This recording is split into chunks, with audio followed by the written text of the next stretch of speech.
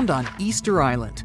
You know, that tiny island you might have heard of, with the gigantic statues called the moai.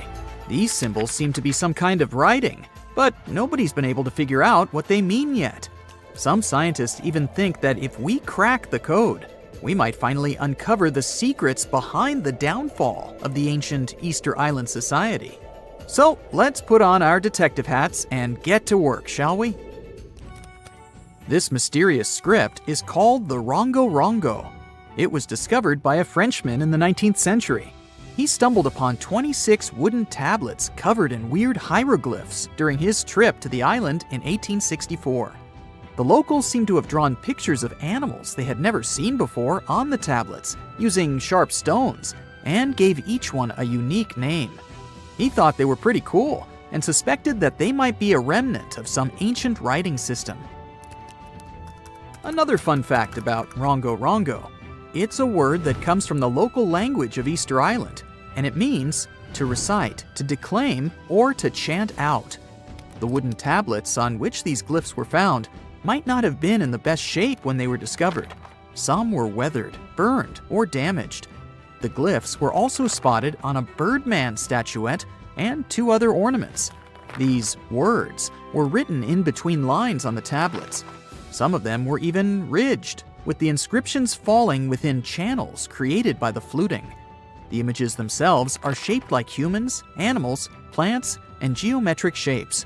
Quite a diverse group. And here's something interesting: every symbol with a head is oriented with the head facing up, either forward or to the right. The orientation of the writing is itself weird.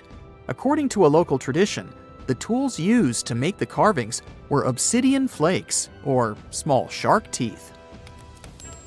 Deciphering these glyphs has proven to be a bit of a head-scratcher. 3 big barriers make it tricky: the limited number of texts overall, the lack of illustrations and context to help us understand them, and the fact that the language used on the tablets is not well known. Some people even think that these glyphs aren't real writing, but more like fancy symbols that don't have any real language behind them. It was also suggested that they might have been used as a sort of memory aid, or just for decoration. The way they're so carefully carved into the tablets makes it clear that the people who made them wanted to get a message, whatever that is, across. We'll probably never know whether that message was just for funsies, or to pass down important stories from one generation to the next. Researchers have been struggling with this ancient script for a while now, but it seems they've made some progress recently. They took a look at the tablets using all sorts of cool techniques like radiocarbon dating, and found out that they were made between 1810 and 1870 from local wood. One tablet, in particular, was in pretty rough shape, but the scientists created a 3D model and managed to spot some hidden glyphs that weren't visible before. One researcher said they found some grooves that were probably used for writing, just like drawing lines on a blank piece of paper to make sure your writing is perfectly horizontal. Another super mysterious script that scientists have yet to decipher is called the Indus Valley script. It's made out of a bunch of symbols that were used by the ancient Indus Valley civilization, but specialists are not entirely sure what their purpose was. For starters, the symbols are crazy short, so it's hard to figure out if they represent a full language system. Also, there's no other similar writing to compare it to. Various inscriptions from different periods also show that it hasn't changed much over time. Some folks think it might not even be language related at all, while others think it could be part of the Dravidian family of languages typical of South Asia. Linguists have also been working for centuries trying to figure out the mysterious hieroglyphics left behind by the Maya on monuments, pottery, and bark paper books. As we decode more and more of these ancient symbols, we're gaining a deeper understanding of the Maya civilization's social and historical aspects. For the longest time, many scholars thought that the Maya script wasn't even a language at all. Who can blame them, though? Those glyphs are seriously complex and visually striking. But thanks to the groundbreaking work of a skilled ethnologist in the 1950s, we now know that the script is phonetic. It's a way of spelling words where each letter represents a sound you make when you say it out loud. As more and more linguists started taking an interest in the script in the 70s and 80s, it became clear that it was a fully functioning writing system that could express any spoken sentence with clarity. There's still a lot of decoding left to be done, though, with countless carvings and inscriptions still waiting to be deciphered in jungle ruins and museum closets. There's no telling what other secrets we might uncover about this fascinating civilization. Back in 1908, an Italian archaeologist went on an adventure through the ruins of an ancient palace on the south coast of Crete.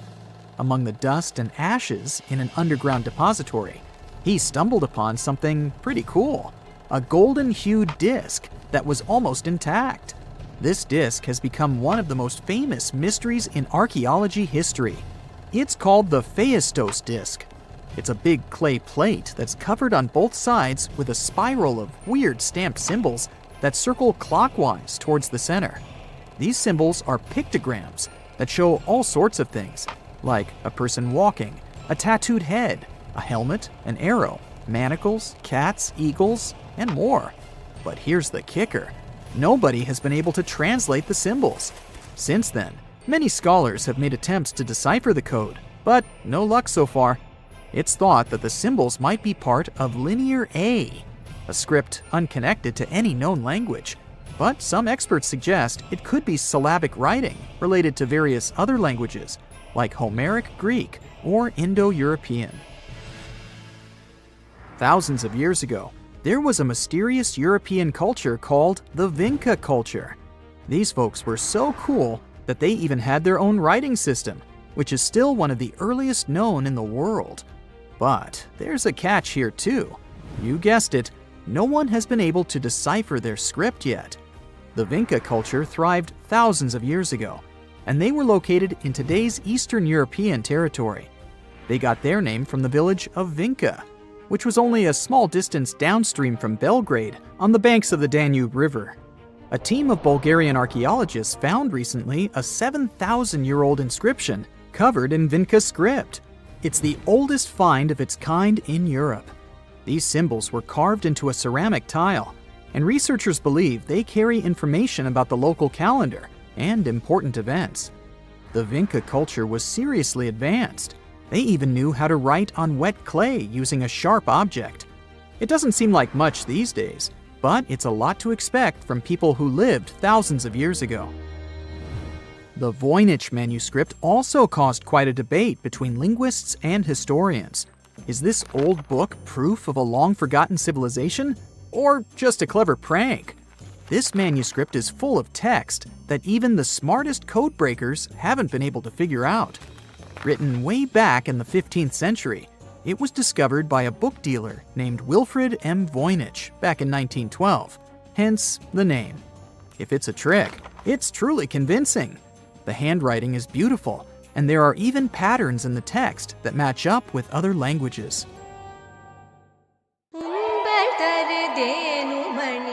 Let's dive into the fascinating world of Tamil, a language that's truly one of a kind. From its vibrant history to its user-friendly nature and its wide coverage, Tamil is a linguistic gem that'll leave you in awe. For starters, Tamil holds the title of being the oldest living language on the planet. I mean, it's been around for more than 5,000 years. It's hard to know if it's truly the oldest language ever, but it sure takes the cake for being the oldest living language still in use today. The word Tamil itself isn't just a one-trick pony. It has multiple meanings up its sleeve. Of course, it refers to the language itself, but it also signifies beauty, sweetness, and even the concept of being natural. Talk about a versatile word. How many people still speak this language today, you might wonder? Tamil is like the rock star of languages in India, with over 84 million native speakers. Globally, almost 90 million people proudly call Tamil their mother tongue. Hold on to your hats, because things are about to get divine. In India, you'll find a temple dedicated to none other than Tamul Tai. Now, Tai means mother, and this deity is considered the personification of the Tamil language as a loving and nurturing parent. This language is also not just limited to its homeland. It's a language that has spread its wings across its neighboring areas. For instance, it's also an official language in Singapore and Sri Lanka. Not to mention, it's also recognized as a minority language in South Africa, Malaysia, and Mauritius. Have you ever wondered how it all started? You know, the whole spoken word shenanigan? And where? It's not like words magically popped out of thin air, right? It must have taken quite some time to develop. Linguists don't have an exact date or any clue about what those ancient languages sounded like, but they believe the first spoken language sprouted up around 100,000 years ago. Unfortunately, since a written language only came about 5,000 years ago, we don't have much info on what those early languages sounded like. All we know is that they're somehow related to the languages we speak today. Earth is one massive place. We're talking over 7,000 spoken languages among a population of over 7 billion. Sounds like a lot, right?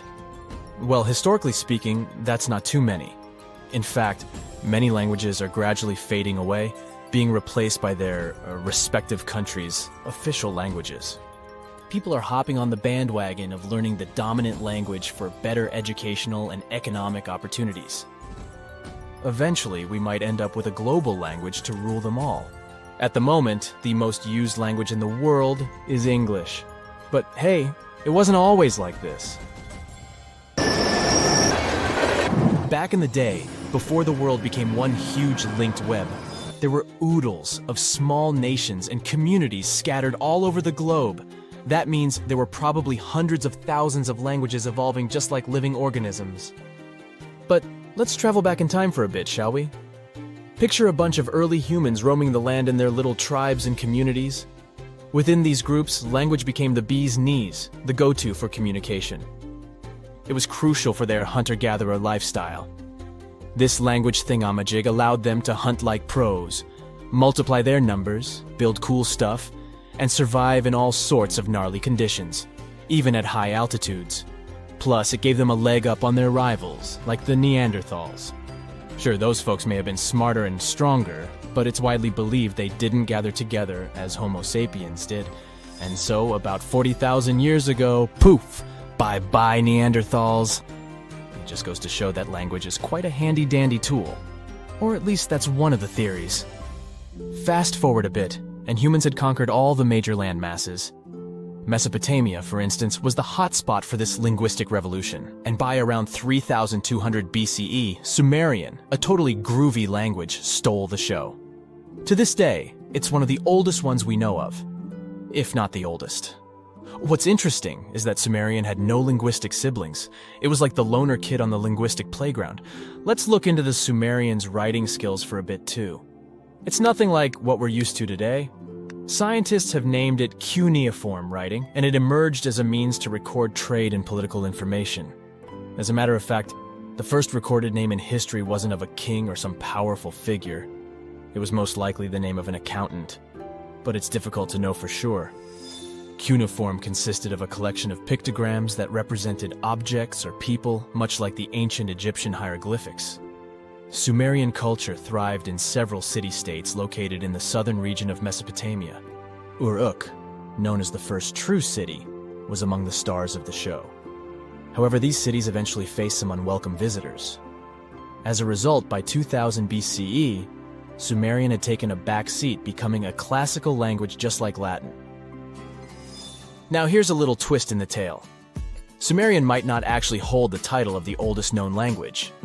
Egyptian, for instance, emerged around the same time as the Sumerian civilization, but along the banks of the Nile. This ancient language also made use of pictograms in its writing system, but it did undergo some serious transformations due to its interactions with neighboring languages like ancient Greek, Persian, and Latin. By the time of Roman occupation, Egyptian had become a dead language, gradually replaced by Greek. Now let's give a special shout out to another one of those old languages that are still spoken today, Hebrew. This remarkable language has been around for over 3,000 years and has managed to remain relatively unchanged throughout its long history. Hebrew is one of the official languages in Israel, and around 63% of the population in this country speaks it. Also, there are approximately 6.1 million people all over the world who can proudly say that Hebrew is their first language.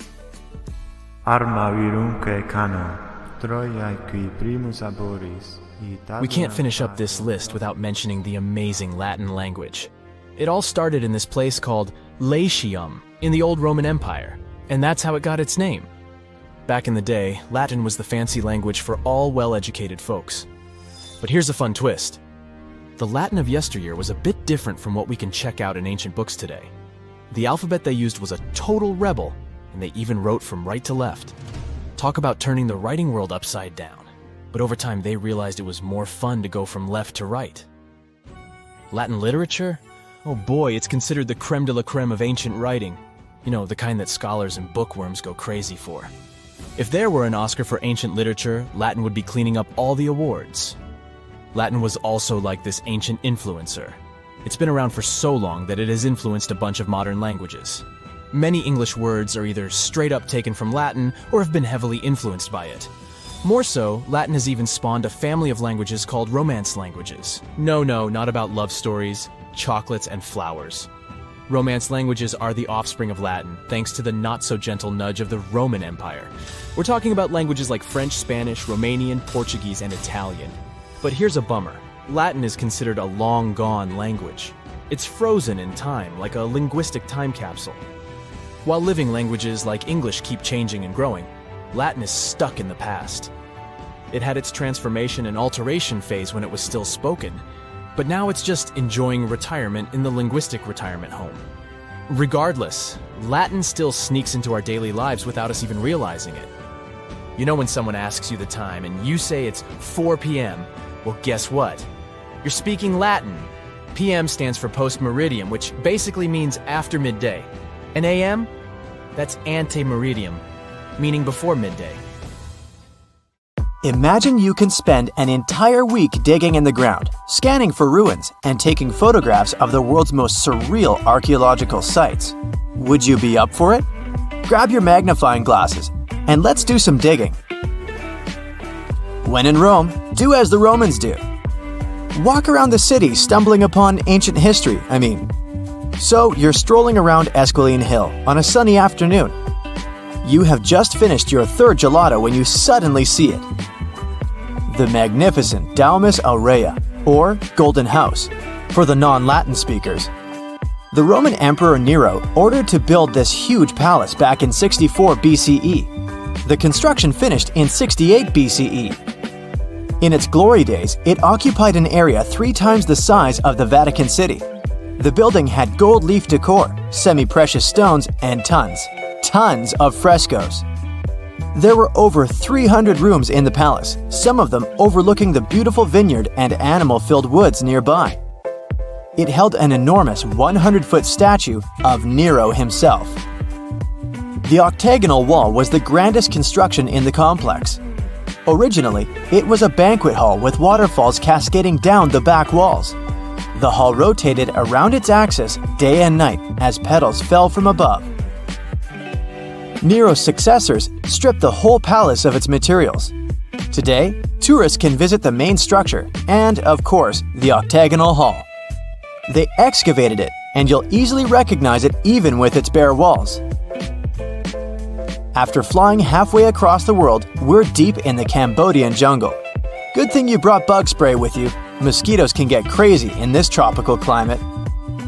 Hidden among the forest is the city of Angkor. It was the capital of the Khmer Empire from the 9th to 15th century. FYI, the word Angkor means capital city in the Khmer language. The city became one of the largest in the pre-industrial world. Researchers say nearly 1 million people used to live there. Today, Angkor attracts visitors from around the world because of its stunning architecture. You can recognize the Khmer style in the use of huge blocks of sandstone. At the center of the complex lies Bayon Temple. It's decorated with 216 smiling faces, which scientists say are meant to resemble the founder of the Angkor Empire. They believe the towers used to be decorated with gold, but today the site is a maze of vine-covered temples. The city was abandoned in 1431 and wasn't rediscovered until the 1840s. In 1992, they named it a UNESCO World Heritage Site. The United States is not usually synonymous with ruins, but here's one. In the mountainous state of Colorado lies the ancient home place of ancestral Pueblans. Throughout the Mesa Verde National Park, there are over 600 cliff dwellings built by the Pueblans around the 1190s. The Cliff Palace alone had over 150 rooms. It was a multi-story building of sandstone and mud mortar. To arrive at the balcony house, visitors had to climb a 32-foot ladder. There, you can see a mid-sized village of 38 rooms and 2 kivas. Kivas are traditional chambers built by Pueblans for ceremonial purposes. By 1300, the Pueblan occupation of the Mesa Verde ended. Thankfully, the site is open for visits now. If you like terracotta landscapes, you came to the right place. The city of Petra is a marvel of the ancient world. Located in Jordan's desert, the city was a commercial hub back in the 4th century BCE. The Nabateans, an Arab Bedouin tribe, lived in the so-called Rose City and thrived for many years, accumulating a significant amount of wealth. They invented an innovative water management system that made the region habitable. The rock-carved gate-like structure Petra is famous for is what is called the Pharaoh's Treasury. It stands at the main entrance to the site and is said to have a hidden treasure beneath it. In the early 2000s, the site was named one of the 7 new wonders of the world. All the way in South America, in the country of Guatemala, lie ancient Mayan ruins. The lost city of Tikal is a site made of 12,000 buildings, the remains of the capital of the ancient Mayan Empire. It is comparable in importance to London or New York. The North Acropolis is Tikal's most ancient complex of monuments. Built solely by human hands in 750 BCE, it served as the resting place of kings and chiefs. Back in the day, the step pyramid temples were painted a beautiful red. Mayans loved that color. Today, of course, you'll only see the limestone. Archaeologists have no clue as to the cause of Tikal's decline. Was it drought, disease, or something else altogether? Located on the left bank of the river Tigris is a strange old ruin, a battered archway. It belonged to a city named Ctesiphon, the jewel of the Persian Empire for over 800 years. The city hosted an extravagant palace, decorated with a glass mosaic, jewel-adorned carpets, and a lot of marble. What is it with royalty and marble anyway? The arch was part of an imperial palace complex. Until modern times, it was the largest man-made freestanding vault. Notice how there are no pillars sustaining it. The enormous wealth of the city made it a constant target for other empires, until it eventually fell. In the mood for some more Mayan ruins? Chichen Itza is an archaeological site with the best preserved pyramids on Earth. Located in Mexico's Yucatan state, this Mayan city is well over 1,500 years old. At its peak, it was home to 35,000 people. The site has a total of 26 ruins to be uncovered. The highlight here is El Castillo, a tremendous step-like temple standing 80 feet above the ground.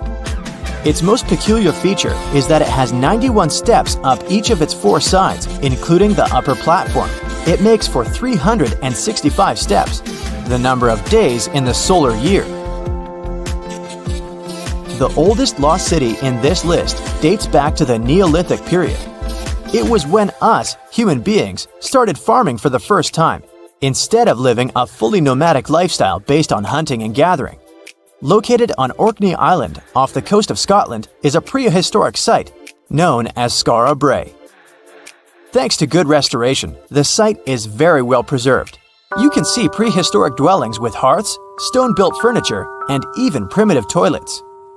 Researchers found runic symbols on the site, which means they could have attempted some form of writing. Ah, Greece. Fancy some feta cheese, anyone? We've arrived at the focal point of archaeological sites, but today we're exploring one in particular, the Colossus of Rhodes.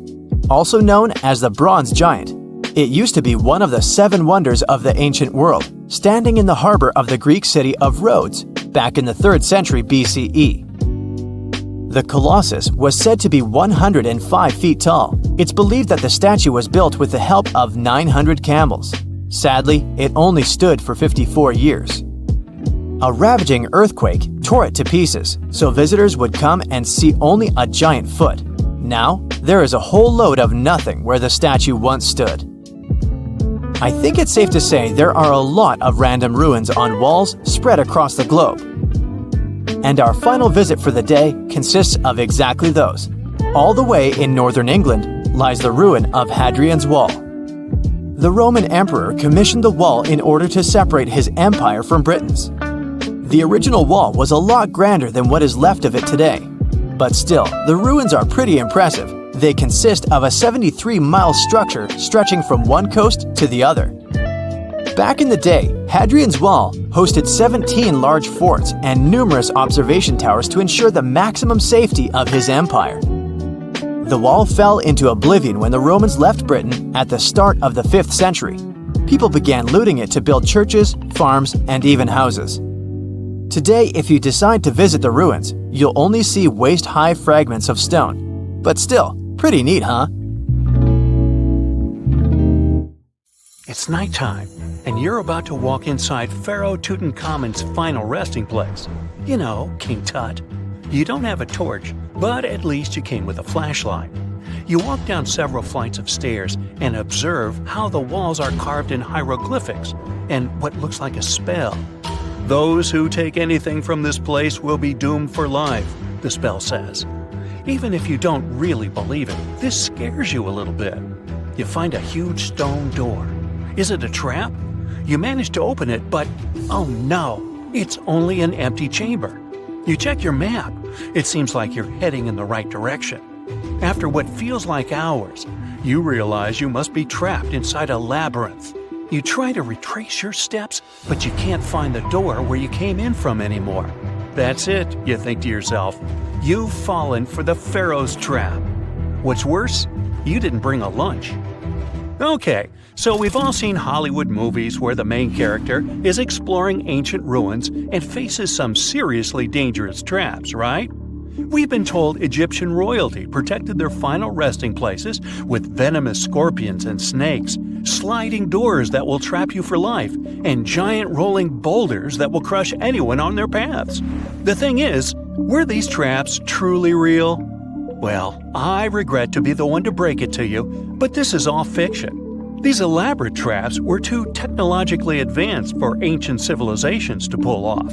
That is not to say, however, that there weren't any traps at all. Ancient civilizations, like the Egyptians and the Mayans, are known for their practice of building entire monuments dedicated to the ones who had passed away. These structures would often reflect the position of person occupied in society. So, for the really important people, the VIPs of their times, massive monuments were built to host their bodies long after they were gone. Some of these civilizations believed that a person's life would continue on the other side of the veil. For that reason, a person would be buried together with the belongings of their current life. If they had a lot of money and power and stuff, that meant their resting places would be filled with riches and gold. Now imagine if you lived in ancient Egypt and you knew exactly where all the pharaohs' tombs were located and had heard rumors of the amount of wealth kept in these places. Maybe you would be tempted to go check it out, right? We're talking about large rooms filled from floor to ceiling with golden artifacts, jewels, and even money. I mean, it does sound tempting. And since there weren't any security guards protecting the entrance of these places, Egyptians needed to get creative as to how they would protect these riches.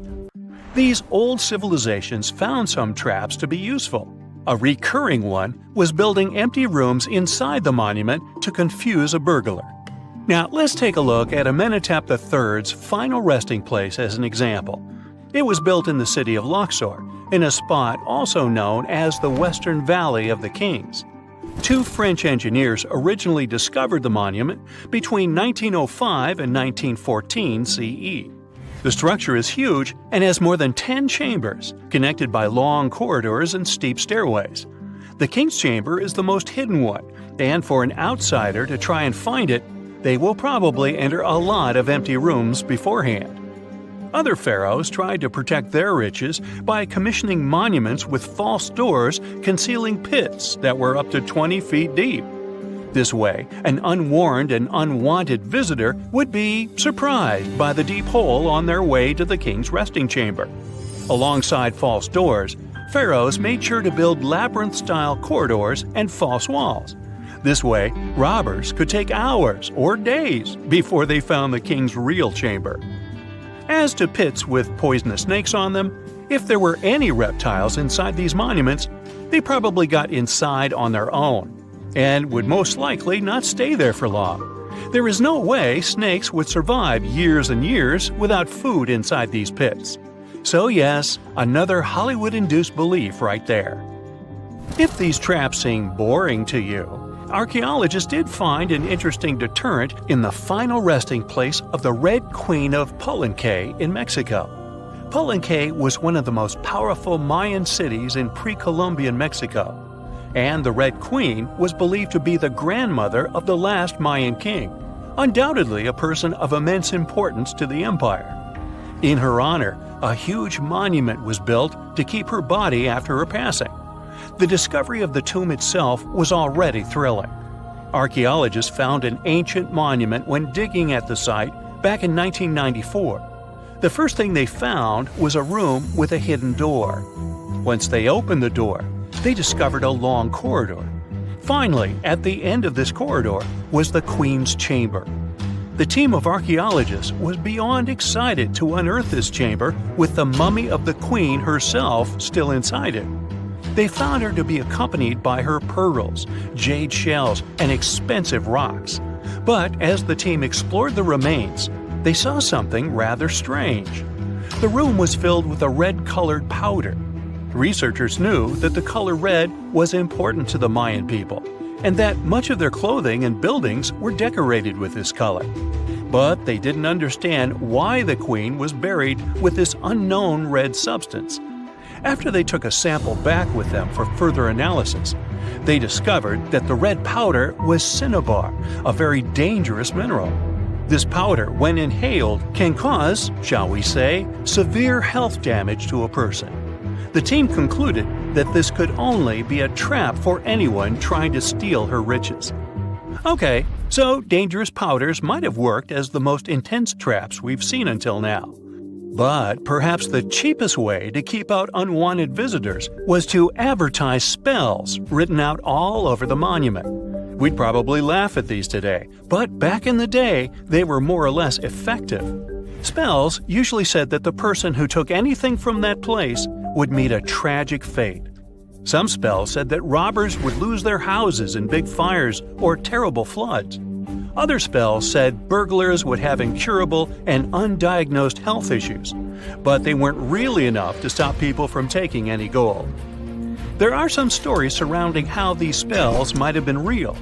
One of them is from the famous British Egyptologist Howard Carter, the one responsible for unearthing Pharaoh Tutankhamun's resting place in the 1920s. After months of unsuccessful digging, Carter discovered the tomb's existence by chance. He found the entrance to a stairway right beneath the soil where he had been searching all those months. With the help of a team, he cleared the piles of sand blocking the stairs and discovered a doorway. The door had several royal symbols carved into it, and Carter knew this could only mean a very important person had been buried there. And he was right. With a chisel, he made a hole in the top left-hand corner of the doorway and lit his vision with the help of a candle. He couldn't believe what he was seeing, the reflection of several golden and jeweled items crowding the chamber before him. Lost for 3,000 years, Carter had just discovered the final resting place of King Tut. But the story didn't finish here. This discovery was accompanied by a series of unfortunate events that led people to believe it had something to do with the pharaoh's spell.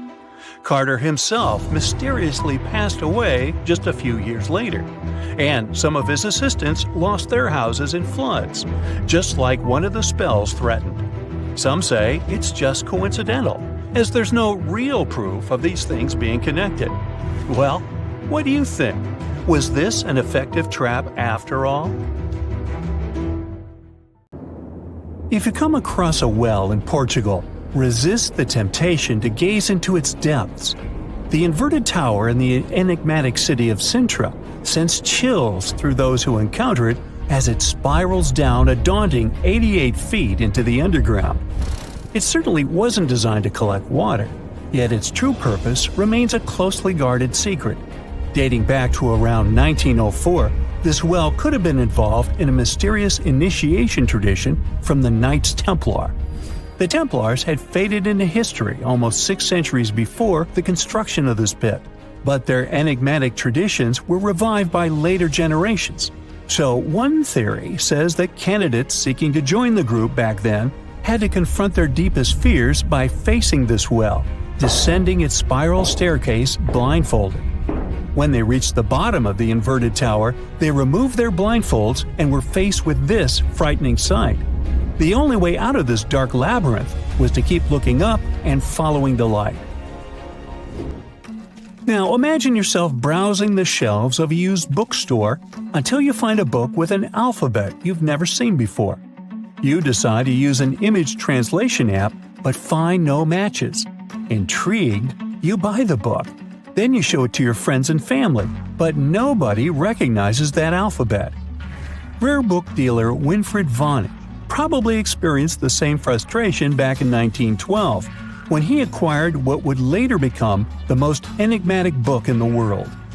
The work is known today as the Voynich manuscript, and it's written entirely in an unknown language that no one has deciphered yet. The pages of this 15th century codex are filled with botanical drawings, but these aren't typical daisies or roses. In fact, they don't resemble any plant species that we know of. What makes things even stranger is the illustrations of unfamiliar constellations and women swimming in green baths. Delving deeper into the realm of mysterious texts, we set off on a journey to the Qumran Caves near the Salt Sea in the Middle East. In 1952, a team of archaeologists stumbled upon 2 scrolls made of highly oxidized copper at the site. Unrolling them was a major challenge, so they decided to cut the scrolls into 23 parts to investigate them. Imagine their surprise to see Hebrew words like gold and silver popping up. But no, it wasn't an ancient invoice. It was more like a treasure map, pointing the way to over $1 million. Unfortunately, the treasure was never found. Not for lack of trying, though. You see, the quest isn't as easy as it may appear. Some of the copper scroll's vocabulary is technical, and some geographical locations remain a mystery. There's also one last possibility. Perhaps it's all a work of fiction, like a pirate tale from the old days. People talk about Mona Lisa's almost haunting stare that seems to follow you no matter where you stand. But here's a quick question. Does she have eyebrows?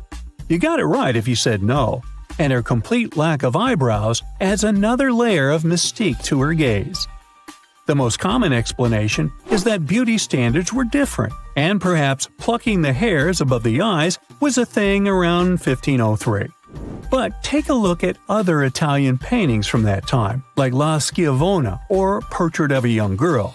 Yep, eyebrows. So, not everyone was entirely pleased with this theory, like French inventor Pascal Cotte. He spent 3,000 hours analyzing scans of the painting to dig through all the layers of Leonardo da Vinci's masterpiece. Now he claims that the Mona Lisa once had eyebrows, but they disappeared over time due to cleanings and restorations. Some historians, however, still question his findings, which means that Mona Lisa's style, or lack of it, remains an unsolved mystery. So, you decide to travel to Rio de Janeiro, and everyone tells you that Sugarloaf Mountain is a must-see. When you spot the mountain from a distance, you realize that the stone has a cavity. But around noon, the whole view changes. The shadow in that cavity takes the shape of a bird, an ibis to be precise. A local legend links this bird shape to the ancient Egyptian deity Thoth, as if the ancient Egyptians once visited Rio de Janeiro and were somehow inspired by the natural phenomenon. But it's probably just a big coincidence. I mean, literally. The real mystery, however, lies in the waters around Sugarloaf Mountain. In the 80s, archaeologist Robert Marks got a tip from locals about a treasure hidden beneath Guanabara Bay. He dove in and found quite a few Roman amphorae, those ancient vases with two handles. His discovery could potentially provide evidence of a Roman shipwreck that might have reached Brazil 17 centuries before the Portuguese even set foot there. However, he couldn't proceed with his research, and to this day, the idea of the Roman presence on Brazil's coast remains uncertain. The true location of Cleopatra's tomb isn't the only ancient Egyptian mystery. Many secrets are carved into the walls of ancient structures, like in the Temple of Seti I. Take a close look at this hieroglyph, and you'll notice that it resembles a modern-day helicopter. Look to the right, and you'll see an engraving that looks like a submarine. Odd, right? The most reasonable explanation for this has to do with the legacies of different rulers. When a new pharaoh came to power, they had their own hieroglyphs added over the original ones. But this is still a topic of debate, as some Egyptologists believe that these mysterious hieroglyphs may represent some kind of ancient technology. The same applies to the Dendera light. The image found in the underground passageway of the Hathor Temple is a subject of significant controversy in Egyptian history. Some researchers suggest that the inscription simply represents a rising sun, while others interpret it as evidence of some kind of modern lighting system. And it does indeed resemble Crookes' tube, one of the early experiments with electrical discharges.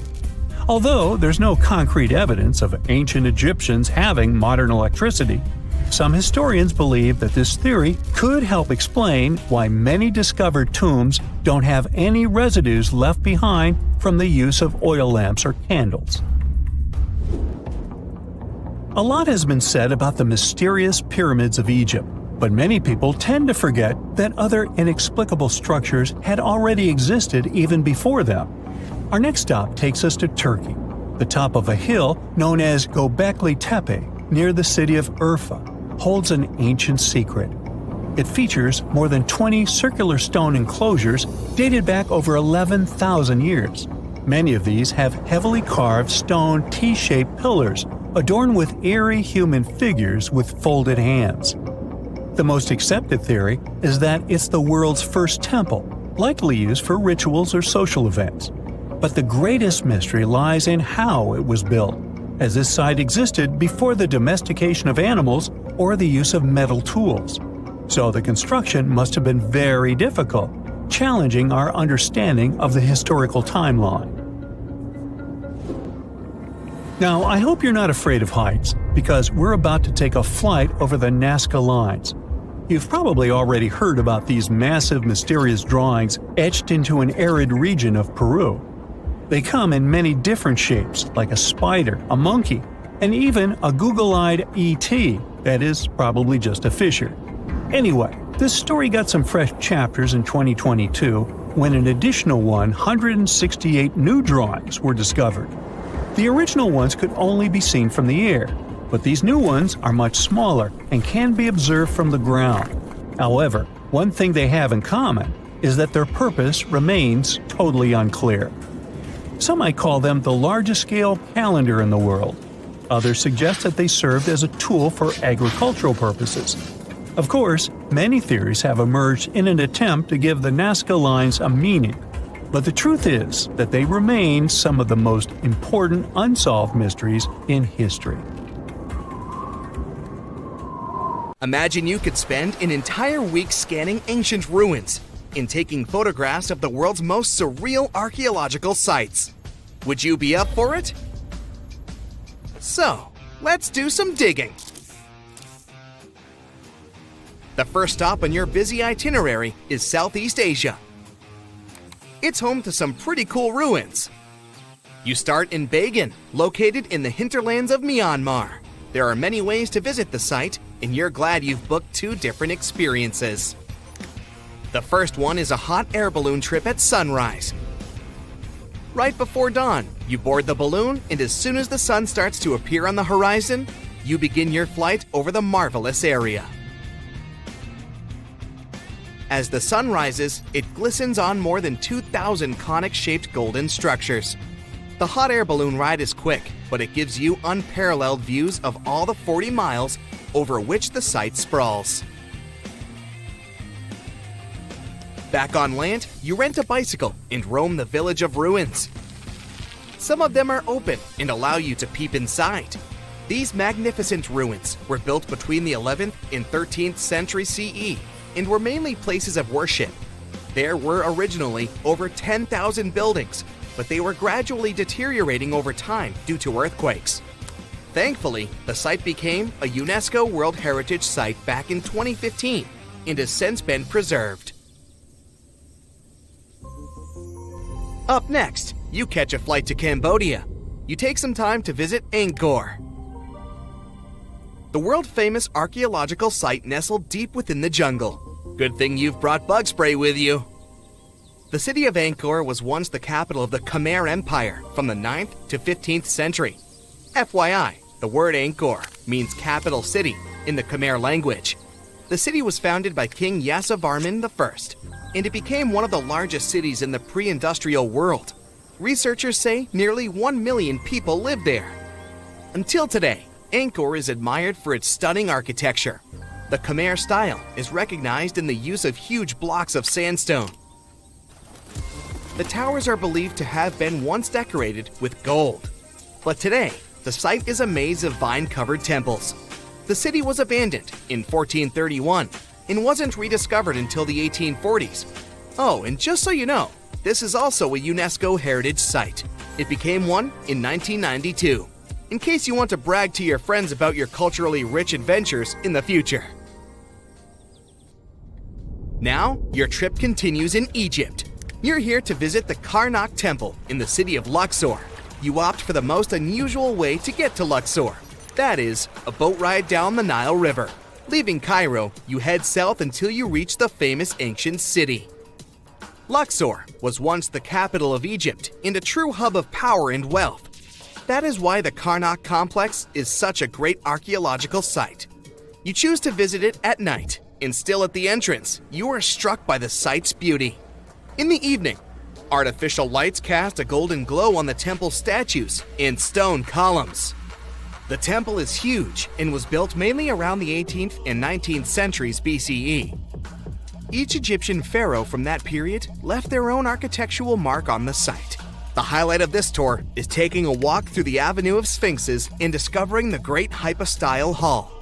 This hall is filled with towering pylons and solid sandstone columns, a true wonder. From Egypt, you head down to Jordan. Now, if you like terracotta landscapes, you've come to the right place. The city of Petra is a marvel of the ancient world.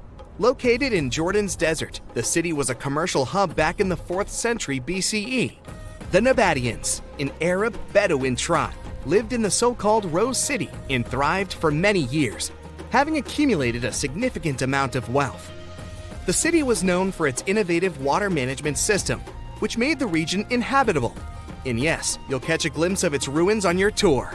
The rock-carved gate-like structure Petra is famous for what is called the Pharaoh's Treasury. It stands at the main entrance to the site and is said to have a treasure hidden beneath it. Don't forget to stand right beneath it and take one of those classic pictures for social media.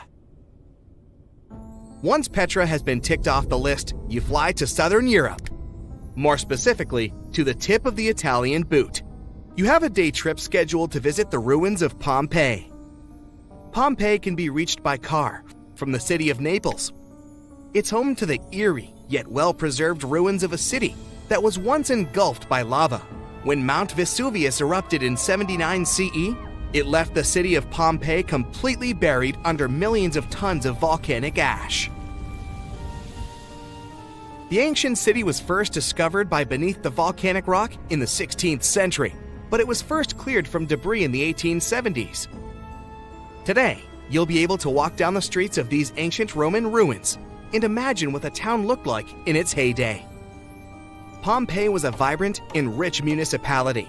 The site's ruins revealed that many areas of Pompeii had boasted impressive bakeries, markets, and even houses with balconies, which were a sign of great wealth at the time.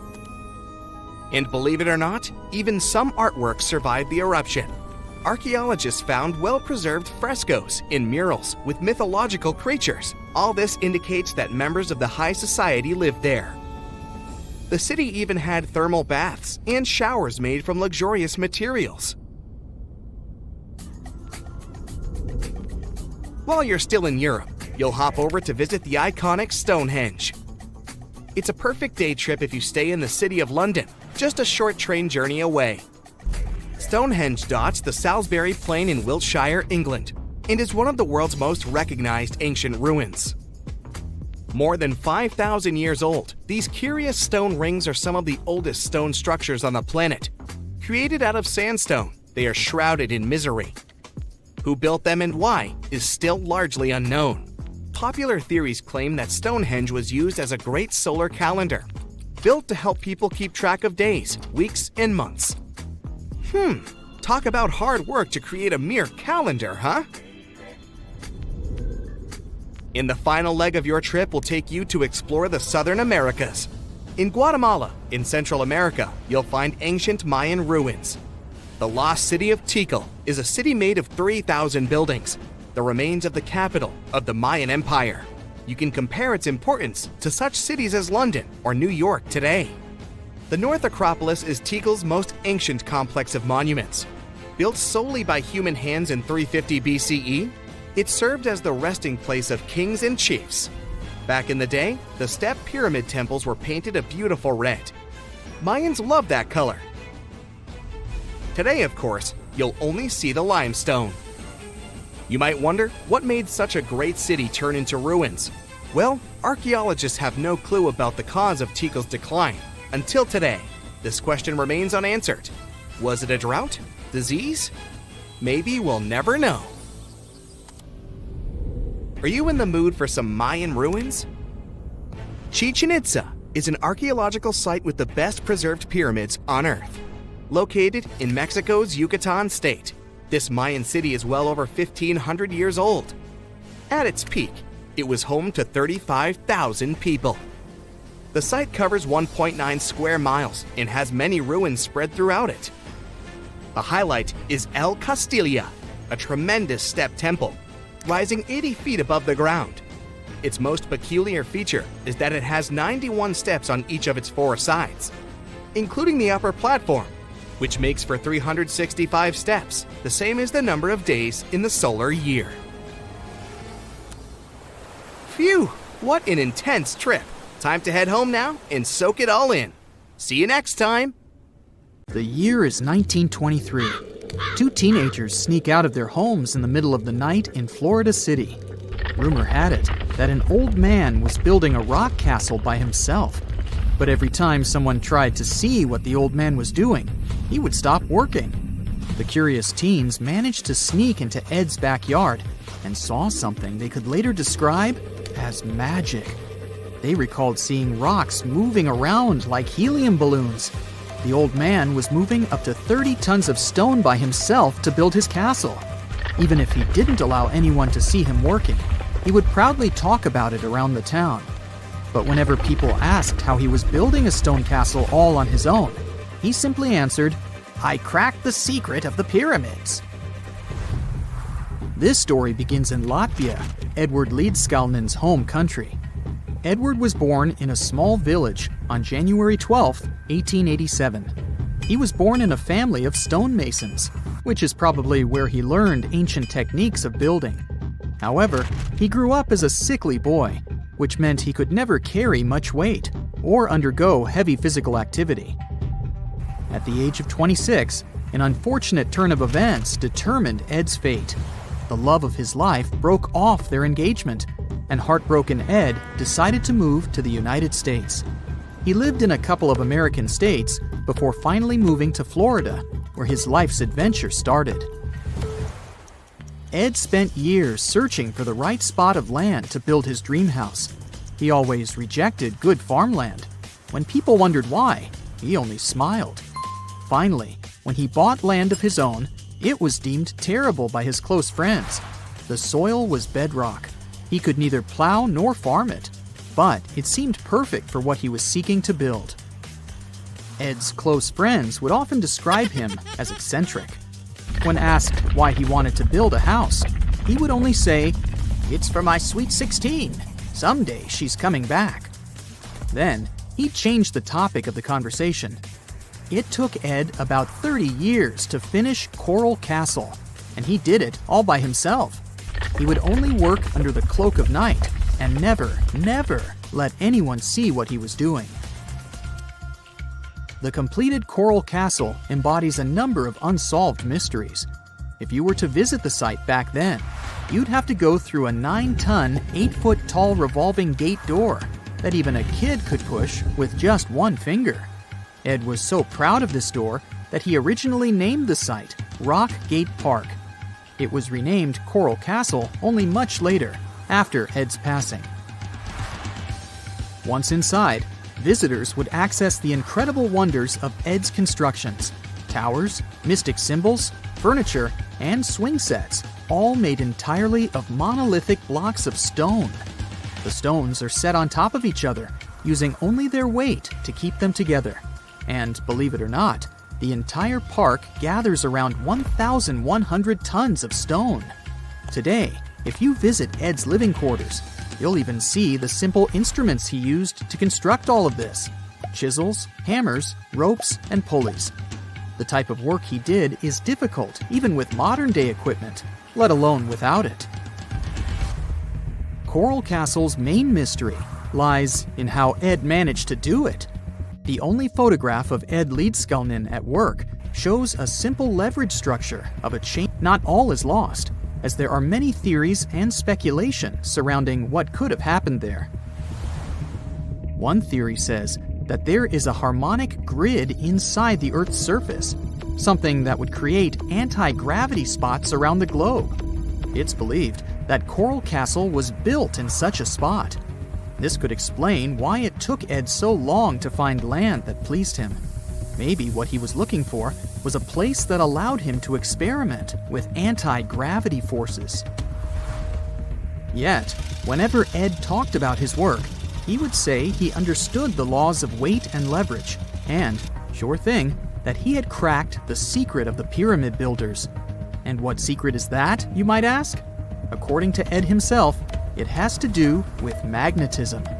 He even published a pamphlet called Magnetic Current. There, he explains that every object has magnetic particles inside of them. A person just needs to understand where they are located inside such objects. This way, objects can be lifted and moved around without much effort, just like moving something heavy underwater. Researchers say that if we assume Ed Leedskalnin and the pyramid builders used the same technique, then it would only have taken 4,700 workers to build the Great Pyramid of Giza, instead of the 20,000 to 100,000 that is currently estimated. But this story just keeps on getting more and more mysterious. In the late 1920s, Ed was finishing the construction of Coral Castle in Florida City. Rumors about his work had spread around town. People said Ed was hiding a stash of money somewhere in his living quarters. One night, a group of men waited until Ed was alone and broke into the castle to rob him. They couldn't find the money and, luckily, didn't harm Ed. But in the following days, he decided that it was best he moved out of that land. Of course, he took more than his toothbrush along with him. Ed decided to move the entire Coral Castle to another land 10 kilometers away from where he had built the park. Legend says he hired a truck driver and asked him to swear secrecy about what Ed intended to do. He asked the driver to look away while Ed loaded the truck by himself, moving all of the rocks without any help. With the truck loaded, Ed and his castle moved to Homestead, Florida, where the park is located until this day. In 1986, a group of engineers from Florida University was called to try to fix the park's gate entrance, the 9-ton revolving door that Ed was so proud of. They arrived with plenty of modern-day equipment, including a 20-ton crane. When the engineers took the door down, they noticed that Ed had used a strange circular stone at the bottom of the revolving door. The engineers couldn't understand how this frisbee-sized rock could withstand 9 tons of weight without breaking into pieces. They sent the rock to the geology department at the University of Florida, but the geologists simply returned the rock, saying they couldn't find a match of this rock in their databases. They couldn't determine its origin. The engineers put the 9-ton gate back into place, trying to use other techniques. At first, it didn't work without the base rock Ed had originally used.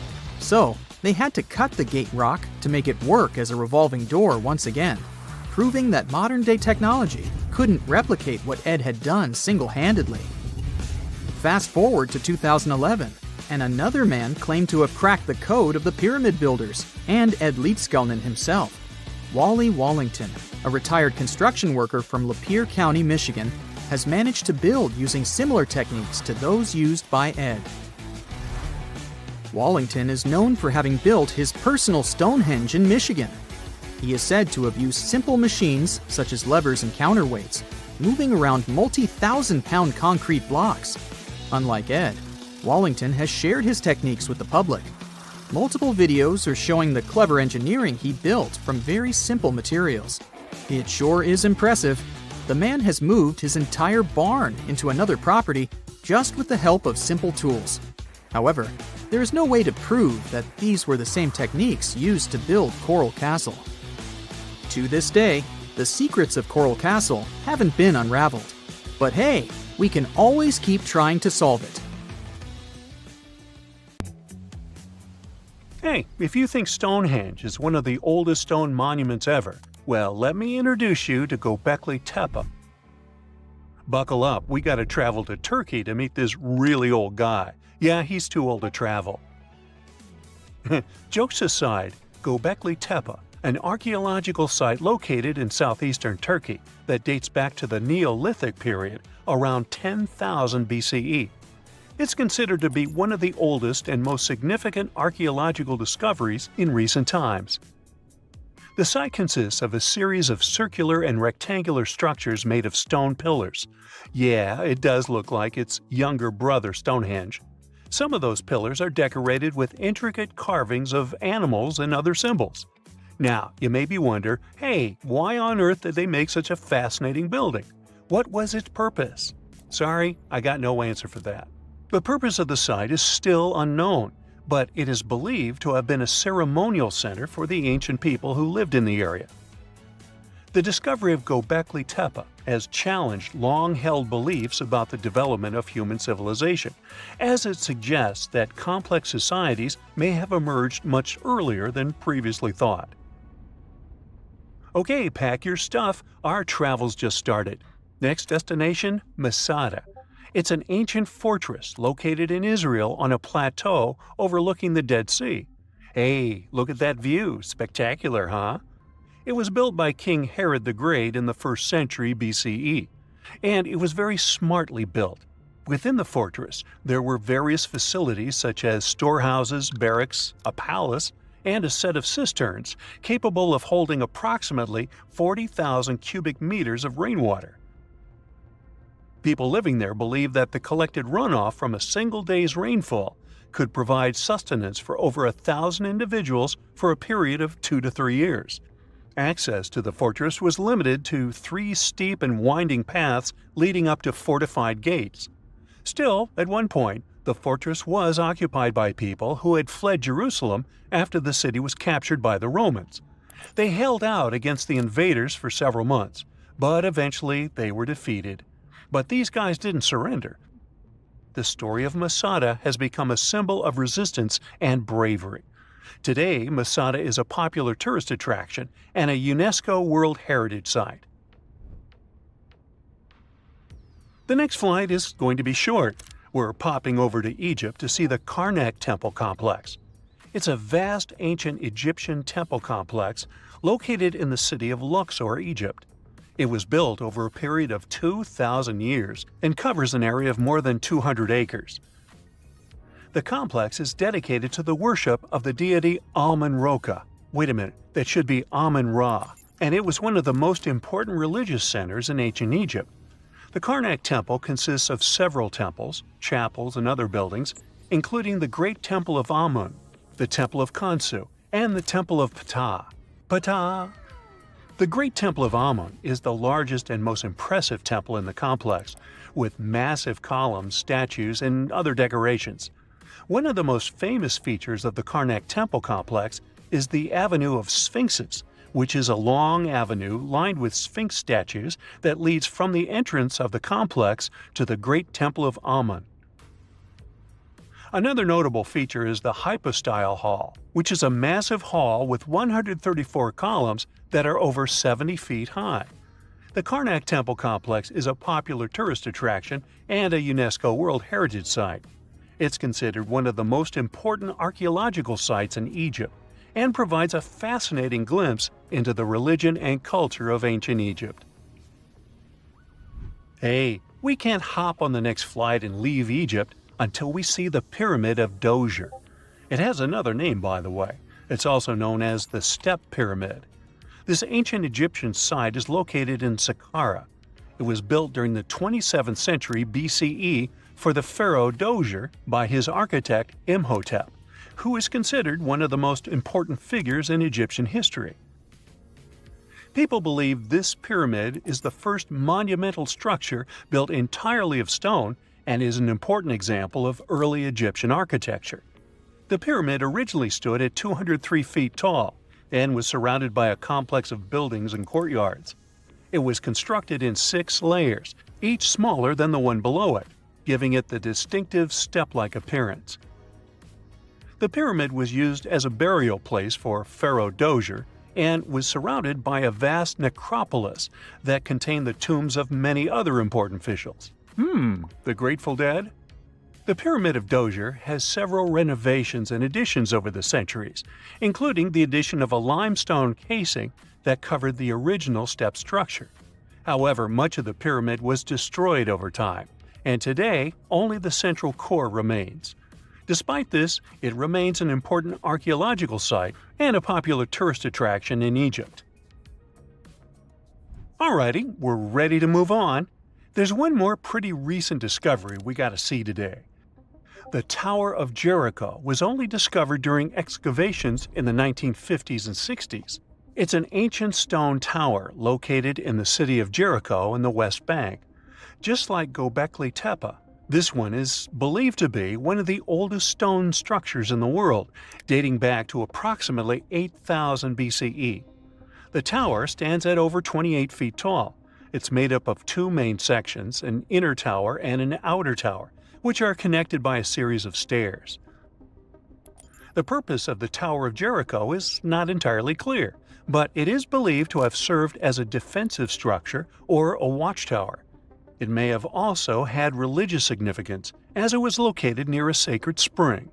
The Tower of Jericho is a significant archaeological site and has provided valuable insights into the early history of human civilization. It's open to visitors and is a popular destination for tourists interested in ancient history. Now, this ancient site even got attention from Netflix, and they made a movie where the action takes place in Mohenjo-Daro. This site was a major center of the Indus Valley civilization in present-day Pakistan. Mohenjo-Daro was one of the largest cities of the ancient world, with a population estimated to have been around 40,000 in its peak. Trust me, that must have been a crazy megalopolis back then. The city was notable for its advanced urban planning, with sophisticated drainage and sanitation systems, and its impressive architecture, including the Great Bath and the Granary. Mohenjo-Daro was abandoned around 1900 BCE, and its ruins were only rediscovered in the 1920s. Today, it is a UNESCO World Heritage Site and an important archaeological site for the study of ancient South Asian civilization. We're heading to a teeny-tiny country that has quite an impressive history. Welcome to Malta. The Xigantia Temples are a Neolithic site located on the Mediterranean island of Gozo. They're probably one of the oldest freestanding structures in the world, dating back to around 3600 to 3200 BCE. The temples consist of 2 megalithic structures, each with multiple rooms and altars. The name Xigantia means giant tower in Maltese, as people believe that only giants could have built such massive structures. The temples are believed to have been used for religious purposes and are considered to be an important example of prehistoric architecture. They were added to the UNESCO World Heritage List in 1980. Well, you must be pretty tired, but there's one more place we gotta visit today. Our plane is already landing in Armenia, and we're here to see the Temple of Garni. Look, this one is well preserved. This temple dates back to the 1st century CE. It was built by King Tartessos I as a dedication to the sun deity Mir. Sadly, the temple was destroyed in the 17th century during an earthquake, which is quite a common thing for this area, but it was later reconstructed in the 20th century. Today, it's a popular tourist attraction and is also listed as a UNESCO World Heritage Site. On October 30th, 1759, the inhabitants of the Middle East were jolted awake by an earthquake. Cracks appeared in the walls of their homes, roofs began to crumble. People ran out of their homes and gathered in open areas, but because of strong shocks, they kept losing their footing and falling. A month later, there was another earthquake, but it turned out to be even stronger. Trees broke, houses collapsed, deep cracks appeared in the ground. The disaster lasted for 2 minutes. Oases, roads, and cities were destroyed. Incredibly, Baalbek's ancient buildings withstood earthquakes. Some historians state that this majestic and mysterious place was built during the Roman Empire, but many researchers disagree. Whatever the truth is, the city is one of the main archaeological phenomena of humankind. The most amazing building of Baalbek is the Temple of Jupiter. The inhabitants of the Roman Empire believed that Jupiter held power over lightning and thunder. The building looked like a platform with 54 columns. A massive roof rested on these columns. Today, you can only see 6 70-foot-high columns. Each of them consists of 3 sections and resembles a pencil. The cores of these pencils were made of lead. This made the columns exceptionally strong. Each of these pieces of stone weighed an incredible 80 tons. That's the weight of 35 Ford Explorer SUVs. Look, this is the largest block in the Great Pyramid of Giza. But compared to the blocks from Baalbek, it doesn't even look that impressive. The foundation under the Temple of Jupiter was preserved. That's how specialists figured out it consisted of about 25 monolithic stones, weighing 450 tons each. It means that the blocks from Baalbek weigh almost 4 times more than the blocks from Egypt. There are 3 more enormous limestone blocks in the foundation. They weigh 800 tons each. This is more than twice the weight of a Boeing 747 plane. Ancient builders must have had a hard time carving such giants from a piece of stone. And after that, they also had to pull them to the construction site and lift them to a significant height. Repeating these logistics would probably turn out to be a nightmare for present-day builders. To do this amount of work, they would need modern equipment. But Baalbek's constructors didn't have trucks, cranes with circular saws, or electricity. How did the builders of the past manage to do this? Scientists have a theory that includes ropes, winches, and lever systems. Naturally, the engineers of the past made all the gadgets from wood. Around 3,000 feet away from the ruins of the temple complex, there's a quarry. Archaeologists suppose that's where the stones for the construction were cut. They found a block of limestone there. It seemed to be too large even for this incredible place. The monolith got called the Stone of the South. It was 65 feet long and 13 feet wide. The ancient builders didn't have time to completely separate it from its mother rock. A group of scientists from Austria estimated that this piece of limestone weighed more than 1,000 tons. That's like 3 Boeing aircraft or 160 African elephants. There was another surprise awaiting the archaeologists near the Stone of the South. It was the second monolith that weighed more than 1,200 tons. But the ancient builders didn't stop at that. They continued to work. In 2014, in the same quarry, German archaeologists unearthed a block that weighed 1,650 tons. No one has figured out yet why people of the past needed a piece of stone that weighed as much as 125 school buses. It's also unclear how they were going to move this giant and why they didn't finish the job. In any case, this third monolith is the largest processed piece of stone in human history. There are more questions than answers. Some researchers believe that people of the past had high-tech equipment. Others don't think so, but are eager to understand how the builders managed to move those stones. there's a huge number of ancient buildings and artifacts on the planet. Lots of them make researchers scratch their heads. Near the Pyramid of Djoser in Egypt, archaeologists have found a network of tunnels. This place is called Serapeum. It contains 24 sarcophagi weighing from 70 to 100 tons. The giant boxes are carved from a single piece of granite and covered with heavy lids. The sarcophagi are perfectly symmetrical. To the touch, their walls are as smooth as glass. Even with the current level of technology, this is very difficult to do. But the ancient Egyptians managed this feat. The Lycurgus cup is a priceless artifact and example of ancient nanotechnology. It's made of glass that can change its color. If you put a source of light in front of the cup, it turns green. If the light is behind the goblet, it becomes deep red. In this case, the figure of Greek king Lycurgus turns pale purple. Scientists understood how this color change worked only at the end of the 20th century. Through microscopes, they saw nanoparticles of silver, gold, and copper. They had been added to the glass matrix. Thanks to this, you can observe a color change called dichroism. Interestingly, the gold and silver were grounded into a fine dust. It's almost impossible to do this by accident. Most likely, the ancient experts knew for sure what they were doing. Bolivia has a curious place called Puma Punku. It looks as if an ancient giant played there with an enormous construction set. And after the game, they forgot to put the pieces back into the box. But there are no giants, and the huge stone blocks were carved by ancient builders over 1,500 years ago. Some of the rocks weigh 100 tons. The blocks were brought to an altitude of almost 13,000 feet above sea level from the quarry 60 miles away from the construction site. There's no forest in that area. This means the builders couldn't use trees to make wooden rollers. The monument belongs to the Inca civilization. Scientists are sure they didn't know anything about wheels.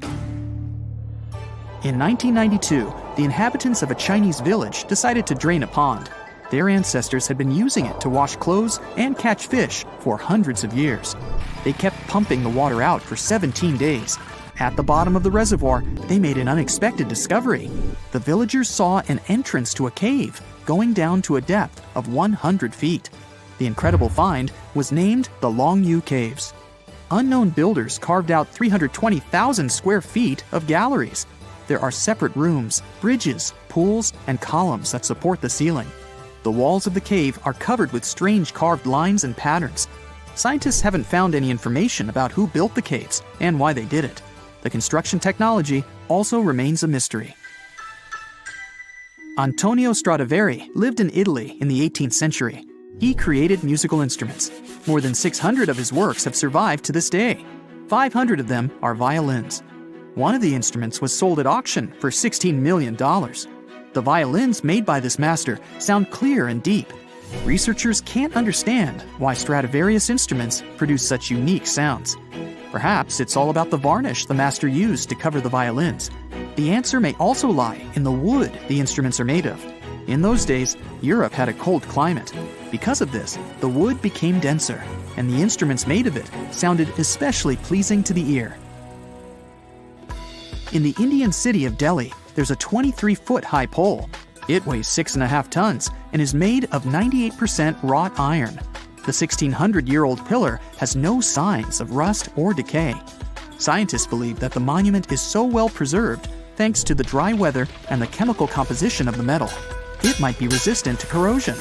And still, researchers don't know how the blacksmiths managed to make an iron pillar that's not afraid of rust. It seems like a tough feat, even for modern metallurgists. The Al-Nasla rock is divided into two parts by a perfectly straight slit. Each boulder stands on a small pedestal. Some people believe this is the evidence of ancient laser technology. But geologists think the split happened due to the ground shifting or natural vibrations that occurred under the rock. This process led to the appearance of the crack. It had been deepening for thousands of years, and gradually, the natural monument took the form you can see today. It's strange if you think about it. There are old Roman buildings that have lasted for thousands of years, while our newer buildings seem to fall apart. How did the Romans manage to create such strong buildings? A lot of them with complicated designs, too. Recent research has shown that the Romans used a type of concrete that has an extra layer of protection against the elements. It can even fix itself when it gets wet. This discovery not only explains why these buildings have lasted for thousands of years, but it can also help us make cement in a way that's more natural and resistant. A recent study shows that Romans used volcanic ash in their concrete mix to make it stronger, especially when it was near the ocean, where the air is naturally more humid and could naturally cause more damage. These days, we make concrete out of sand, rocks, water, and a special kind of cement called Portland cement. This cement itself is made by cooking limestone, clay, and other substances in very hot ovens that reach over 1400 degrees Fahrenheit. Sure, it creates a well-blended mixture, but it cracks easily, and sometimes it only lasts a few decades. There's one more interesting feature of this amazing Roman concrete. It has small white bits of calcium called lime clasts that stay inside the concrete and do not disappear over time. At first, it may not seem that attractive because it's not as smooth as the concrete we use today. And for many years, specialists used to think that having small pieces of lime in concrete was a bad thing because they thought it made buildings less resistant. But researchers found out that these tiny pieces actually help the concrete fix itself. I wish I could fix myself that easily. They discovered that when the concrete got cracks, it seemed to magically fill them with a substance called calcium carbonate found in the lime clasts. The Romans made their concrete by mixing sand, volcanic ash, and burned limestone together and adding water. This is called hot mixing. When the water and lime mix together, they have a chemical reaction that makes the mixture get very hot, up to 200 degrees Fahrenheit. This also causes those tiny pieces of lime to form. Now, this concrete can get cracks, and when water, rain, or seawater gets in, it makes the calcium in the concrete dissolve. The calcium then sticks to the cracks and makes them close up, kind of like a scab. Of course, researchers had to test this method, and they made concrete as the Romans did. Shortly after, they cracked it here and there. They placed the cracked concrete under water, and after 1 to 3 weeks, the cracks were gone. Safe to say, this didn't happen with concrete made using modern methods. Now, the Romans didn't know the science behind making their concrete strong, but they found a good recipe by trying different things over a long time period. Ancient records show that they used this recipe to build strong structures, especially for ships, and continued to use it once they found it was successful. Now, not all Roman buildings made it to the 21st century in perfect condition. The Colosseum, for instance, one of the most famous Roman constructions in the world, used to be nearly twice as large as it is today. It sustained a lot of damage throughout the ages, reaching the form we've come to know today. Let's not forget, it's a pretty old building to begin with. Its construction started in the year 70 under Roman ruler Vespasian, who later started making motor scooters named after him. You know, Vespa? Nah, I made that up. Anyway, ever since it first opened, the Colosseum was home to a lot of activities and shows, featuring fearless gladiators and a large display of exotic animals, who got to mingle and did lunch together. Unfortunately, it all went downhill in 217, when a fire struck the upper parapets and much of the building's interiors. It took a whole century to finish up the repairs for the damages. Sadly, the initial shape of the Colosseum would be gone forever. A strong earthquake followed, and that didn't help either. This one took place in southern Italy in 443. At this point, a considerable portion of the Colosseum's outer ring was damaged. Soon enough, when locals encountered hardship, they had to rely on selling chunks of limestone from the ancient Colosseum to go by. Another earthquake came in 1349, which gave the Colosseum its most devastating blow. It's when the south side of the building collapsed completely. That's when it started to look more like the building we can see today in the Italian capital. It's not all bad, though. Some pieces of stone that were shaken off the Colosseum were used to rebuild other famous landmarks in Rome. So, if we think about it, the missing part of the Colosseum isn't missing at all. It's just been recycled all around the city. One building that features pieces of old stone Colosseum is called Palazzo Venezia, and it's a local museum. Now, speaking of weird buildings, you've probably seen this one, as it's one of the most photographed spots in the world. You can see online photos of people leaning on it, or ones that make the building look like an ice cream scoop. This famous Italian landmark is called, you tell me. Yep, the Tower of Pisa, and it looks like it's seconds away from collapsing to the ground. Now, should you ever want to visit, you'll need to head over to this Italian city with the same name, Pisa, near the Square of Miracles. Now, weirdly enough, this building is more famous for its awkward incline rather than for its history or purpose. Back in 1178, when the construction of the tower was still not completed, people realized that the building was starting to lean over, and that was before they had reached its third floor. They soon figured out it had nothing to do with the building plans or the materials they used. It was all happening because of the mushy and shifting soil which was beneath the construction. These days, we know that placing a building on top of soil made of clay, fine sand, and shells isn't the best idea. But back then, people didn't know how to figure that out before building something. Now, fast forward some centuries, and it became clear that this 180-foot tower isn't just leaning, it is falling, and at a considerable rate of about 0.08 of an inch per year. Well, that may not sound like a lot, but multiply that by hundreds of years and, well, just look at the pictures and you'll understand. This leaning tower is more than 16 feet off its axis in the present day. So how come it hasn't fallen over altogether? Well, because of physics mostly. Its center of gravity continues to be located within the base of the structure, so it's pretty grounded. It's also been continuously watched over by local authorities to make sure they protect this unique building for as long as possible. The Pantheon is another great example of the way Romans understood architecture. It's also located in Rome and was initially built as a temple. The construction itself was made from concrete with different thicknesses and has an interesting shape too. Back in the day, Romans believed the Earth was like a disc, which was covered by a dome-shaped sky. So they modeled the Pantheon sticking to this idea. Light comes into the temple through a hole in the dome, shining down on the floors and walls, showing the movement of the sun. It's also one of the best preserved ancient Roman buildings. It's no wonder many other buildings have been made to look like it. In the U.S. alone, the U.S. Capitol, the Jefferson Memorial, and the National Gallery in Washington, D.C. are all said to be modeled after this ancient construction. The famous painter Michelangelo was so impressed by this building that he believed some unnatural force must have helped in its construction. The place where it stands is also very special because of the story behind it. Legend has it that the founder of Rome, Romulus, was lifted to the ancient Roman higher spirits on the wings of an eagle from this exact location. Apparently, it was a talon show. Get it? Talons, eagles? Okay, gotta go. Tartessos, a mysterious, highly developed society that once flourished and then, without any warning, suddenly disappeared. Moreover, before they were completely gone, they performed some strange rituals, as if they were trying to save themselves from something. But what happened to these people? Let's try to find out.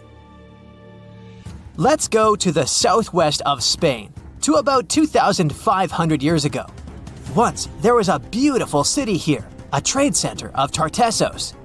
Imagine the temple in the middle of a deserted town. A breathtaking, monumental two-story building.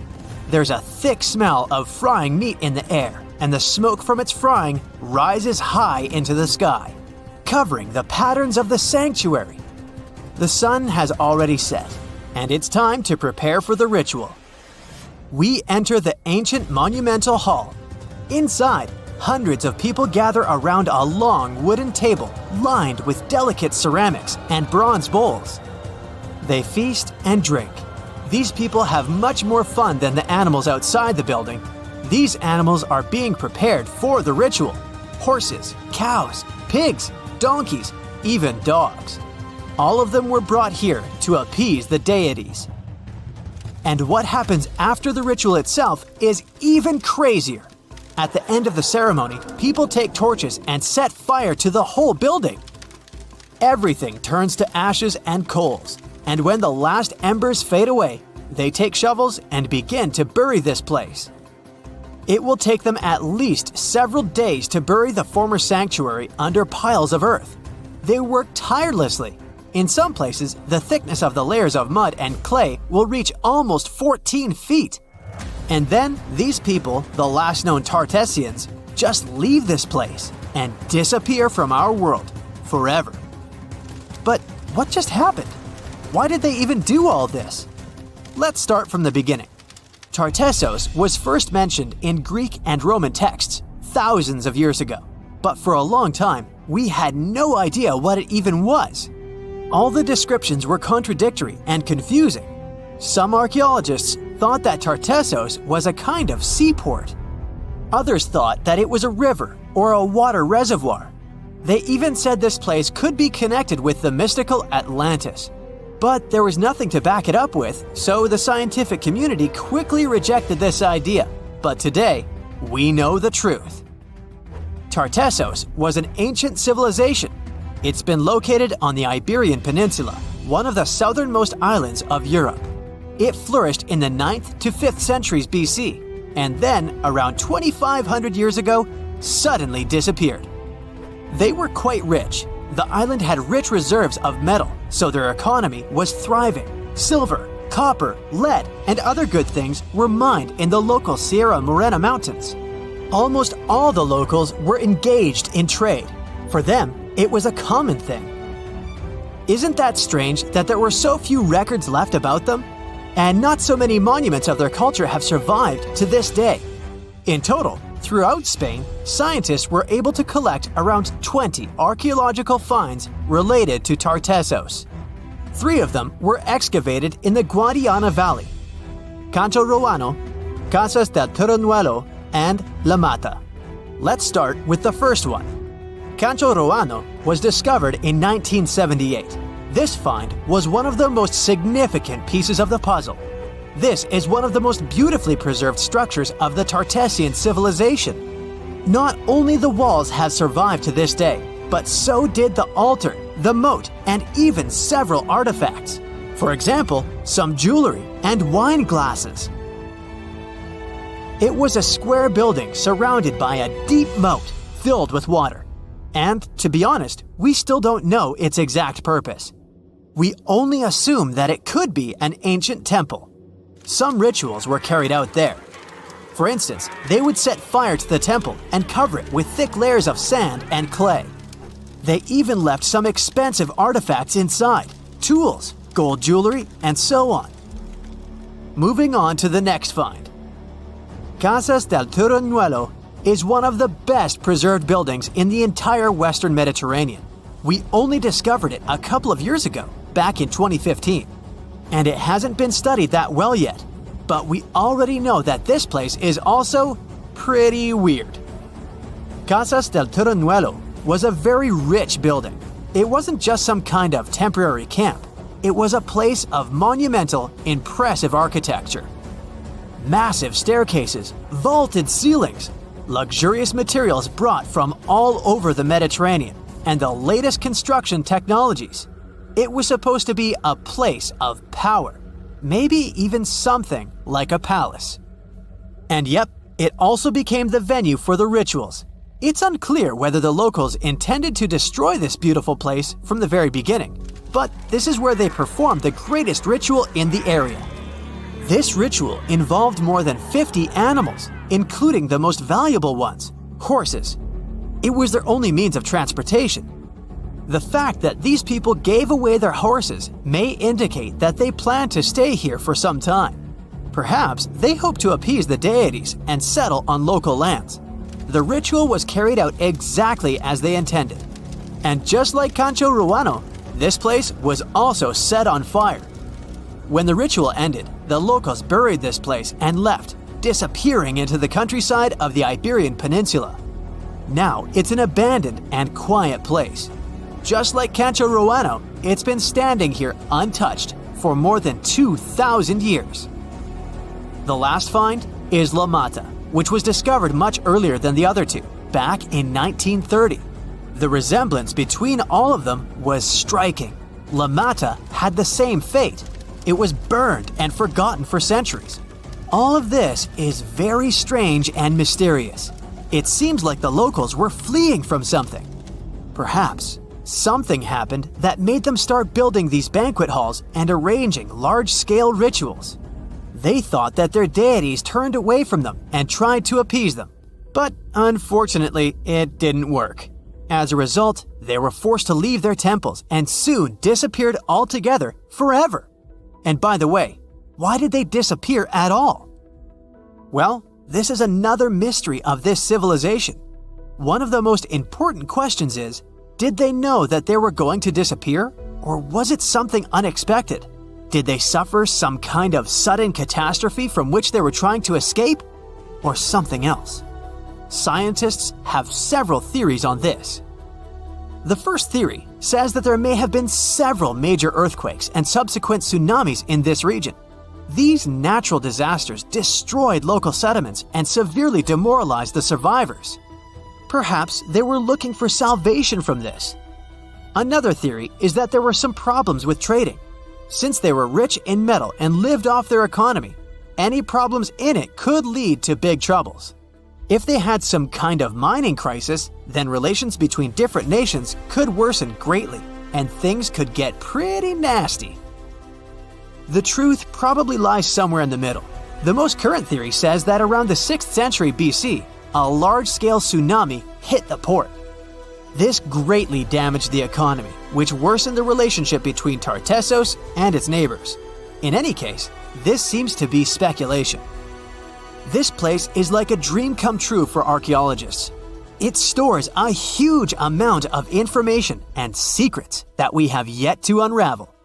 The Tartessians had no idea that by burying their artifacts, they were making a real gift to the scientists of the future. And while scientists continue to study them, we can check out the stuff they have already discovered. History lovers can see Tartessian tools, horse figurines, and decorated ivory in the Archaeological Museum of Badajoz. Let's hope that in the future, scientists will learn more interesting things about this civilization, and we'll finally find out what happened to them. Whenever you hear about ancient ruins, you almost never picture them being suspended somewhere, or just randomly hanging on the branch of a tree, right? In fact, for most of the ancient artifacts we have exposed in museums all over the world, archaeologists did quite an impressive amount of digging. You see, buildings have this funny way of fading away over time if not properly taken care of. Sometimes we need to reuse some building materials, so an older construction may be sacrificed in the process. Other times houses are abandoned, and once they are exposed to the elements on the surface, like rain or sunlight, they don't really stand a chance. Some just simply crumble away due to good old erosion. So the only way a piece of architecture can survive the test of time is if it's somehow gotten buried deep down. Now, how did they end up buried in the first place? Well, it's quite the comedy of errors. Ancient cities had a habit of gradually raising their ground level like a kid adding toppings to their ice cream sundae. You see, these settlements were always busy collecting food and building materials to keep up with their ever-growing population. But hey, who has time to deal with waste and rubbish? It wasn't exactly high on their to-do list back in the day. So when it came to building new houses, ancient civilizations found it much easier to save their sweat and tears by piling up the rubble and constructing right on top. But that's not all. Rivers would also occasionally flood and deposit a layer of sediment on the city floors, further encapsulating those ancient constructions. And in those dry regions like the desert, where the wind likes to show off its sand and dust dance moves, you can bet it was a constant struggle to keep the establishments clean. One hilarious example is the Sphinx, which had its head buried in sand until a group of archaeologists unearthed it in 1817. Some ancient towns eventually got covered up because they were completely abandoned. With less human activity to control their expansion, plant seeds couldn't resist the opportunity and sprouted all over the place. They gobbled up carbon dioxide from the air and grew, adding more and more bulk to the ground. Those cheeky roots even decided to stabilize the soil made from decaying plant matter, creating layers upon layers of earthy goodness. It's like the ultimate DIY project Mother Nature embarked on, with plants as her loyal helpers. The act of digging into the secrets of ancient civilizations is not just about unearthing a lost world. It's also an epic quest to reveal the hidden treasures beneath layers of history. But how do archaeologists know where to dig in the first place? If everything is covered in layers upon layers of sediments, debris, and plant roots, they must have some sort of system they rely on before embarking on a new project, right? For starters, they're not always the ones suggesting an archaeological dig in a certain location. Let me explain. Let's say you're a contractor and you want to build a new fancy apartment complex in your city.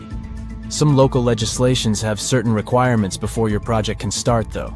For instance, before anyone starts building on a piece of land, they might need to bring in specialists to check the soil.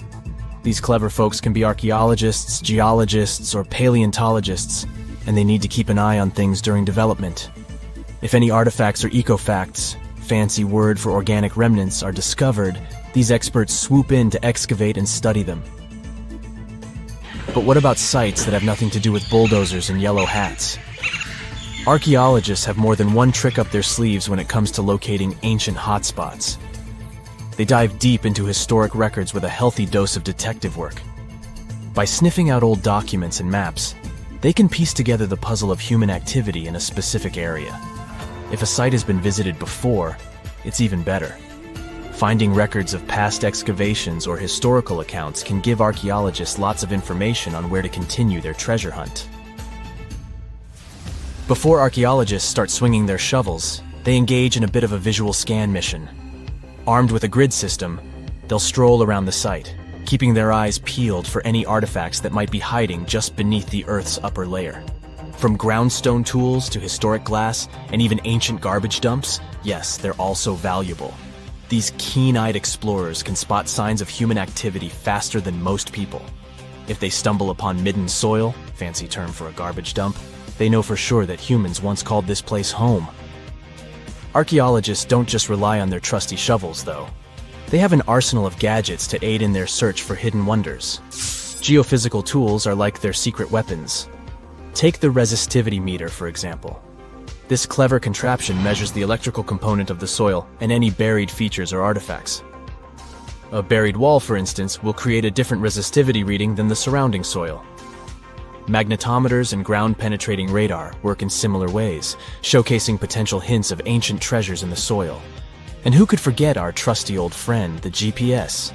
It helps archaeologists map out precise locations, like a high-tech treasure map, leading them straight to their pot of gold. Care to virtually visit some of the most important archaeological sites in the world? Well, follow me. In the United Kingdom, for instance, you'll find this interesting place called Stonehenge. It's one of many henges scattered around, but this one really takes the cake. Picture this: massive ancient stones standing tall and proud, arranged in a funky outer ring and an inner horseshoe, with some smaller stones thrown in for good measure. And guess what? These amazing stones have been around for over 5,000 years. Talk about a serious case of rock-solid longevity. Now, here's where it gets interesting. According to local folklore, the legendary wizard Merlin whipped out his magic wand and poof! He teleported these massive stones all the way from Ireland. Apparently, some giants had assembled them there, but Merlin decided they would look much better at their new location. Others think it's just the ruined remains of an old Roman spiritual edifice. These amazing structures were built by our Bronze Age ancestors. With their simple tools and limited tech, they managed to create this monumental masterpiece. Impressive, right? Unfortunately, there's still so much we don't know about this area. Stonehenge's initial purpose remains a mystery to this day. Sure, there are lots of theories, but scientists have yet to agree on the subject. However, we do know that it's perfectly aligned to catch the sunrise during the summer and winter solstices. The ancient city of Pompeii is an equally amazing archaeological site. Picture this. Mount Vesuvius, a notorious troublemaker, decided to throw a volcanic tantrum and completely covered this ancient Roman city. It turned it into a time capsule, located outside present-day Naples in Italy. Fast forward to the year 1748, when a bunch of adventurous explorers stumbled upon Pompeii. Lo and behold, they discovered a treasure trove of well-preserved goodies: streets, houses, food. Probably a bit stale by then. Blingy jewelry, fancy sculptures, colorful frescoes, everyday household items, and even animal and human remains. It was like an epic archaeological party. From the looks of it, Pompeii had it all. Fancy houses and villas, a massive 20,000-seat arena, cute little artisan shops, hangouts like taverns. And let's not forget the saucy spots like those luxurious bathhouses for some intense pampering. There's also the Sanctuary of Apollo, where people used to gather for their daily dose of worship. And of course, the bustling heart of the city, the Forum of Pompeii, where all the cool people used to hang out. And guess what? Pompeii is so cool that it made it to UNESCO's World Heritage List back in 1997. That's like the ultimate Hall of Fame for historical awesomeness. It also includes many other famous buildings and sites, like the Taj Mahal in India and the Acropolis of Athens in Greece. This just in, the world's oldest pyramid was built during the last ice age. And I'm not even talking about Egypt. I'm saying our ancestors might have spewed a 27,000-year-old pyramid in West Java. Gunung Padang is not exactly shouting pyramid. It's more of a mound with huge scattered stones tossed all over it. But local people seem to revere it, and they have for centuries. It wasn't until recently that the Indonesian authorities decided to excavate a bit deeper to see what all the fuss was about. They ended up finding the remains of a human settlement. It was rather unexpected, since the mound is pretty high up. This excavation could only prove there were humans in the area as far back as 45 BCE, which sounds reasonable. It was up to an Indonesian geologist named Donny Hillman to prove that Gunung Padang is the world's first pyramid. He used all sorts of new technology to support his claim. Our guy used carbon dating, which digs deep into the earth and takes whole chunks of soil. He found layers and layers of constructions, like he was digging up Rome and finding ancient buildings buried in the ground. His research proved that there had been caverns and even rooms down there, which could only mean one thing: humans.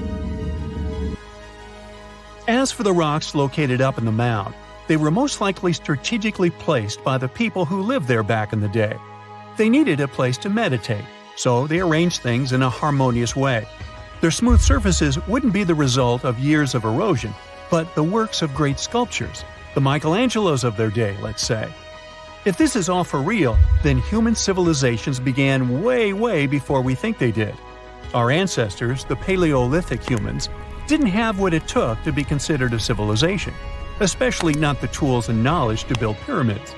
They needed a lot of masonry skills, which weren't all that available during the last ice age.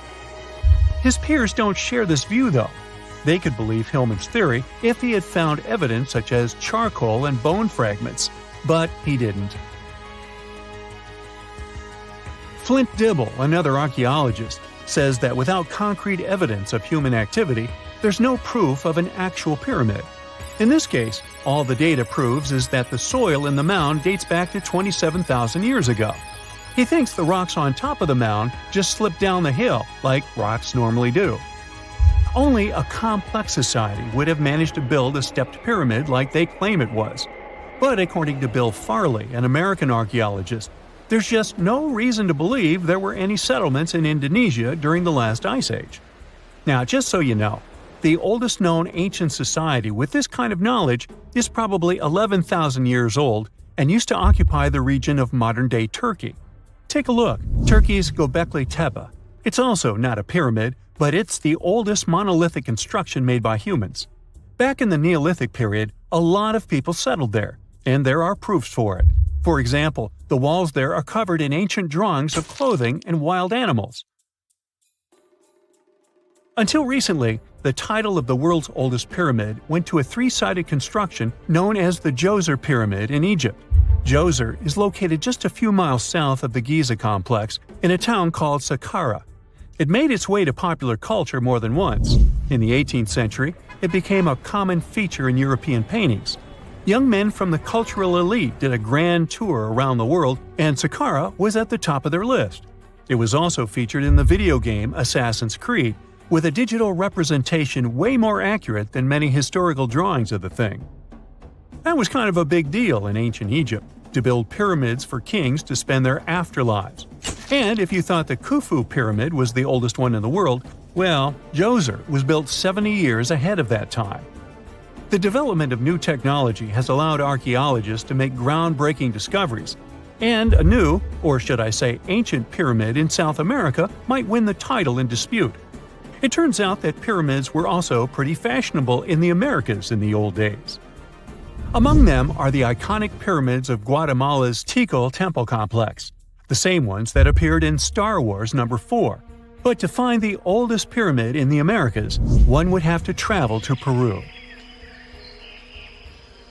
Deep in the Peruvian desert, archaeologists stumbled upon a sprawling ancient metropolis known as Caral. At first, researchers believed that the settlement was pretty recent, since the site was way too complex for ancient technology to handle it. As we said, Caral is a desert town, like Las Vegas, but without all the hoopla. This means no easy access to water, and for cities like these to thrive, they need a considerable irrigation system, which leads us back to complex technologies. The Peruvians surprised us all with this new discovery. This site was huge, filled with an amphitheater, houses, and religious buildings. The whole thing probably sprawled through 370 acres. And when scientists went to test their initial hypothesis using radiocarbon dating, they found that the city probably sprung around 2027 BCE. On the site, archaeologists found 6 pyramids that could possibly predate the one in Saqqara. As far as they know, both civilizations coexisted in the same time period, in opposite parts of the world.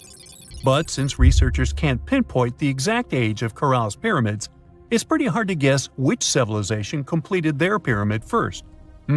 If only we had a crystal ball. Now, it just so happens that the shape of a pyramid is something that nature is able to produce all on its own, leaving us modern-day humans a bit confused. A classic example is the Japanese side of Yaonagani, which also goes by the name of Japan's Atlantis. The entire monument is about the size of 5 football fields and the height of a 5-story building. Explorers and scientists believe that Yaonagani dates back to 10,000 years ago. For Japan's top marine geologist, Professor Masaki Kimura, Yaonagani is the heritage of a lost civilization. Kimura has dived into exploring the ruins over 100 times over the past 10 years. To him, there are clear signs of human activity down there.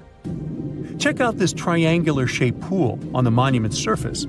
Kimura thinks it's actual proof of humans, because this triangle-shaped concave is a historical symbol of water fountains in the region. As it happens with a lot of these cases, not all scientists are convinced the same. For many, Yaonagani is probably the result of thousands of years of erosion, and the fact that the monument is composed of one massive rock leads them to believe it is not really human-made.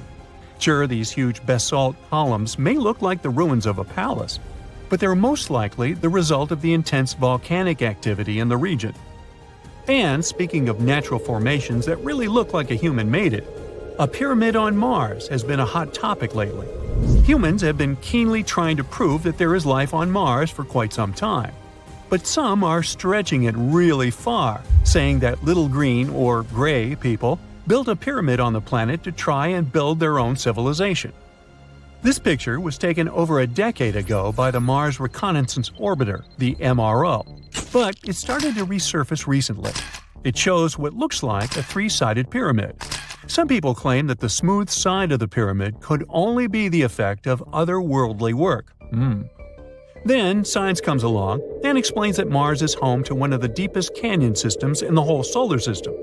The so-called pyramid is located in what is known as the Kandor Chasma region. This Martian region has a bunch of similar formations that are nothing more than the result of erosion. Nothing supernatural going on there, apparently. The Moai statues have been standing tall and proud for hundreds of years. Once people put an enormous effort into carving these grand sculptures, and then they just suddenly stopped making them. But why? Let's figure out this mystery. Easter Island, located 2,500 miles east of Tahiti, has an area of 63 square miles. To this day, it's one of the most isolated islands in the world. Once it was covered with forests, filled with different trees and ferns. But when the first humans came to the island around 400 CE, the forest slowly began to disappear. And starting from 1250 CE, Moai statues began appearing all over the place. People made them from different types of rock, compressed volcanic ash, basalt, trachyte, and red scoria. As it's a volcanic island, these were all the ingredients the creators of the statues had to use. And once the builders completed their work, they covered the statues with pumice. The faces of the statues are different, but they all have distinct expressions with heavy brows and large noses. Their arms are carved into the body. Some have hats on top of their heads. There are nearly 900 statues all over the island. They differ in size. The average height is 13 feet tall, and the largest ones reach 33 feet in height and weigh up to 82 tons. Because the statues have so many different faces, there are theories that they represent and honor ancestors, chiefs, and other important people who lived on the island. But without any clear evidence, it's almost impossible to figure out the true purpose of the moai. Once they stood beautifully along the coast, watching over people in settlements, and their backs faced toward the spirit world of the sea. When Europeans first discovered the moai statues in the 1700s, many of them had already toppled over, and the construction of statues had stopped way earlier than that. Huge amounts of effort were put into making these things. Expert craftspeople spent a great deal of time slowly carving the statues with basic picks. A team of up to 6 people would work hard for an entire year to make just one statue. Then they often had to transport it to its special place on the island, as far as 11 miles. With the help of carbon dating, experts have managed to figure out that the statues started to appear in 1250 CE. And then, suddenly, in 1500 CE or so, the process just stopped. The creators of the statue just left their stone chisels where they were last used, and only a quarter of all the statues were actually placed where they were supposed to be. Half of them still remained in the quarry, while others were left on the ground mid-transit. Something happened on the island, and it caused everyone to just lose interest in the statues. There are many theories around why it could happen, and they mostly relate to deforestation. Islanders may have used wood to move the statues across the island. They possibly did this with the help of sleds and ropes, or even used logs to roll the statues or canoes to float them. The wood started to deplete eventually.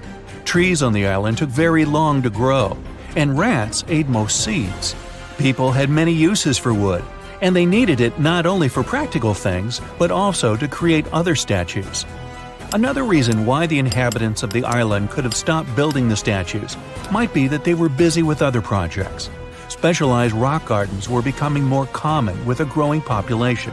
They were great for the soil, keeping it warm and fertilizing it at the same time. Islanders spent much time and effort making these rock gardens, and there simply wasn't enough time to focus on building and moving the statues. Another theory suggests that what people believed in changed over time. Supposedly, the islands once saw the statues as a connection to their ancestors. After some time, though, rituals depicting a show of strength and endurance became more widespread. And with these rituals, islanders started to carve images related to seabirds. Seabirds became the main animal on the island.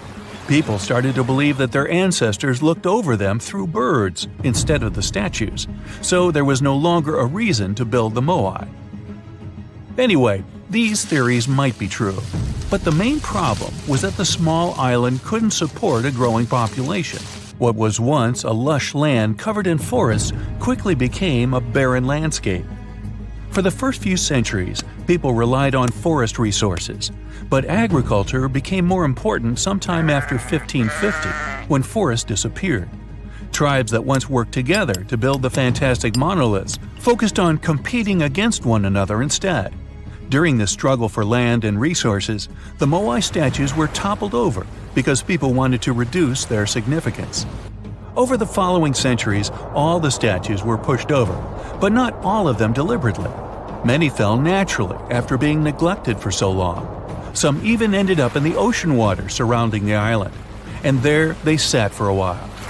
But there was some good news for these statues. They were re-erected, providing a great experience for visitors from all over the world. If you make a journey all the way to this isolated island, the first question you'll probably ask will not be how the statues were made or how they were moved. It will be, how on earth did anyone even make it here in the first place? It was one of the most amazing feats ever. The Polynesians sure did some pretty extraordinary things. From as early as 1500 BCE, these boat-faring people began to explore their world. They used the most advanced marine inventions of their time. They sailed across the ocean in catamarans and outrigger boats, starting in Southeast Asia and inhabiting many more places throughout the Pacific. They lived as far north as Hawaii in 900 BCE and all the way to the south in New Zealand by 1200 BCE. And the farthest journey to the east was, of course, Easter Island. In only a few hundred years, these early sailors inhabited an area of thousands of square miles. They simply memorized where they had already been and, this way, managed to navigate the ocean. They used a wide range of techniques. They watched the sun as it rose and set during the day. Stars helped them at night. If it was overcast and sailors couldn't figure out direction visually, they used other brilliant methods. They watched the movements of ocean currents and wave patterns and paid attention to bioluminescence in the water. These patterns helped them find where specific islands were located. These seafarers even understood how islands and atolls in the distance caused air and sea interference patterns. Birds provided them with certain signs too. Some of them migrated long distances from one island to another, which gave travelers some kind of a visual connection for their route. Other types of birds had specific feeding times. Sailors knew when and where they hunted and directed their boats depending on where these birds fed. Vikings certainly get way too much credit for their seafaring abilities. Where they used a sun compass, the early Polynesians relied purely on the knowledge of how nature itself could guide them. Their skills were so advanced that in 1769, Captain James Cook, an English explorer, even hired a Polynesian navigator because of his extensive knowledge of the seas. But even more surprising was the fact that he drew a map from memory. It covered an area that was 2,000 miles wide. In this region, there were 130 islands, and the navigator knew 74 of those islands by name. At the beginning of their voyage, Captain Cook often disregarded the navigator's advice, but toward the end of